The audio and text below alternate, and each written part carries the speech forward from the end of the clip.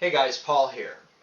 Making and practicing with a natural fork slingshot is a lot of fun. Not only does it kind of resurrect your childhood, but as far as target practice goes, it's a blast. I mean, to me, it's more fun than shooting at a gun range, and I have done a considerable amount of both. Or you might look at it like playing golf, or anything where precision matters. The really cool thing about slingshots, using a natural fork bushcraft slingshot, is that you make the fork yourself. You tie your own bands. I'm using TheraBand Gold here, which is medical.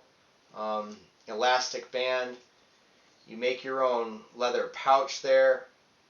You learn to tie your constrictor knots properly and your wrap and tuck knots properly around the fork.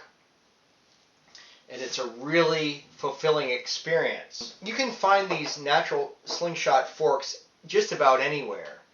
And recently I came across my neighbor cutting down a tree, an ash tree.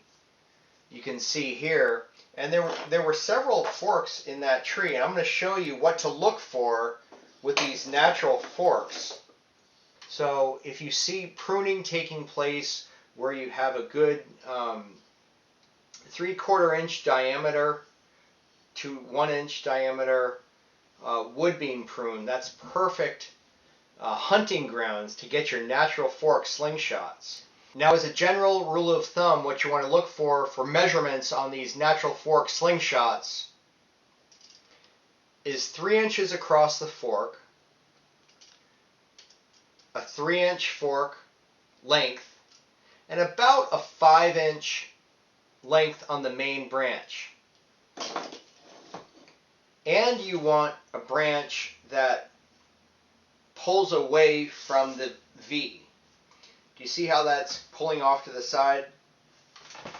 Do you see anatomically how that works? The V is perfectly straight, but ergonomically, that's a perfect fork. And you can see how that translates into when you put a band on your fork. See that? This is my go-to slingshots, black cherry. But this is ash, so this is going to be an awesome fork here. And if you're lefty, you're just going to hold it like that.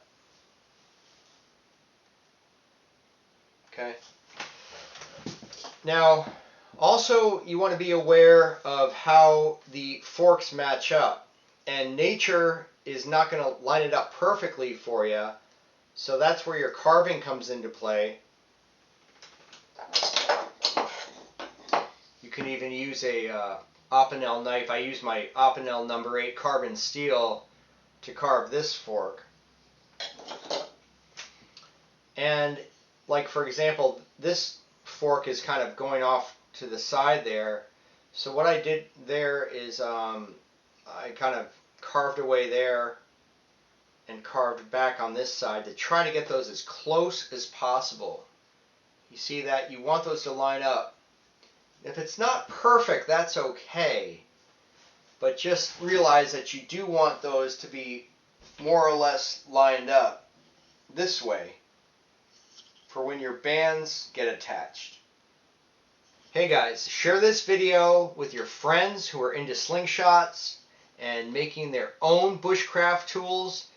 It's so enriching, it's so much fun to go out there and cut your own wood and carve it up, with an Opinel or with whatever you've got, Moras, wood carving tools, and size everything up properly. Make your decisions about how you want to cut it. And when you fire the slingshot, it just gives you such a great feeling of satisfaction when you've made it yourself. And if you guys who are watching know what I'm talking about, please share this video with 1, 2, 3 of your friends and tell them what I'm doing over here. It would be great to have your friends on board as well. And drop a comment below if you've sent somebody over to my channel. I want to know about it. Hey, this is Paul. saying thanks for watching. Look forward to hearing from you guys, and we'll see you real soon.